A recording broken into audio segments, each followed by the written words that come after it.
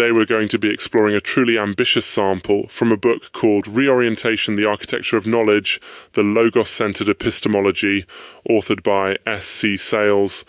Alright, so reorientation is a pretty dense and wide-ranging piece of work, and as always, let me say right up front, I'm just presenting Sayles' arguments neutrally, not endorsing them.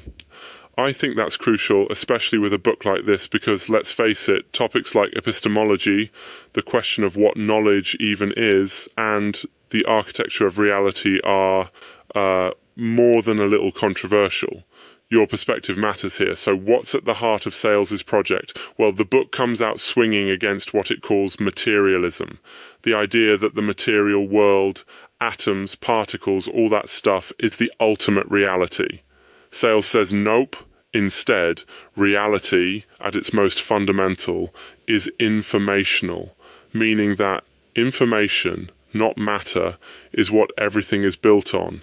And even more radical, Sayles claims this information is structured and made meaningful not by random chance or by us alone, but through what he calls the logos, a kind of transcendent rational principle, which in his framework is rooted in Christian theology. Why is this such a big deal? Well, think about it. It changes the question from what are things made of to basically what is the meaning and order behind things. If Sayles is right, you and I aren't living in a world of isolated, hard particles, but in a tapestry of relational meanings, a cosmic information field, as he calls it. That's a shift. If you're a science fan, you might see some echoes of debates taking place in physics and consciousness studies, though Sayles isn't just talking about quantum fields or brain activity, he's reaching for something even more foundational. Let's break down the key ideas. What's Sayles actually arguing for, and why should you care? Again, not endorsing, just summarizing. The big insights are, first, reality isn't brute matter, but meaningful information. Meaning comes first. And what we call material stuff is really a translation of information into a form our senses can pick up. Second, that information always exists in a field.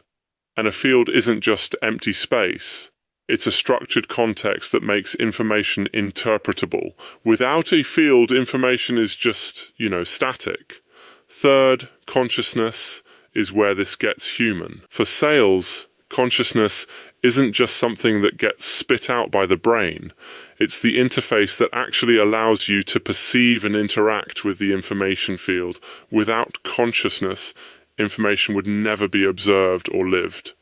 Fourth, Sayles argues that the existence of meaning and intelligibility implies there's something, someone, maybe, beyond the information field itself that grounds it all.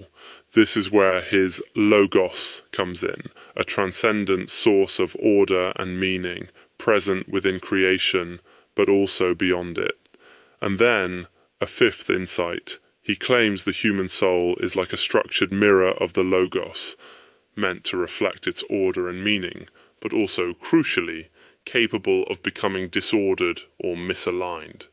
Which leads to the pretty dramatic part of his argument, that the fractures, confusion, and even the sense of alienation that people sometimes feel are a consequence of turning away from the logos, or this ultimate source of meaning.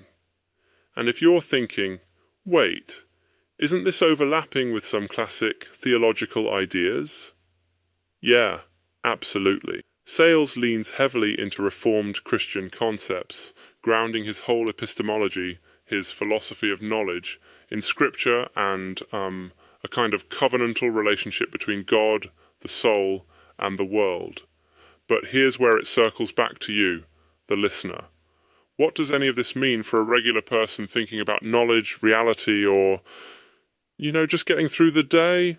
Well, Sayles' approach invites us to pause and question our assumptions about what the world is really made of and what counts as real.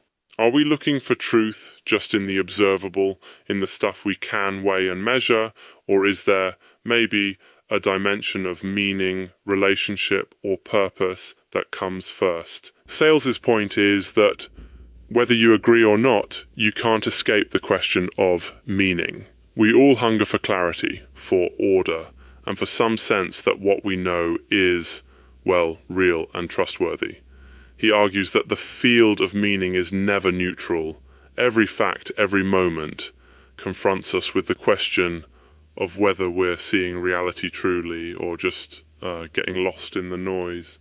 And for him, the only ultimate solution is a reorientation of the soul, turning toward, not away from, that deeper logos.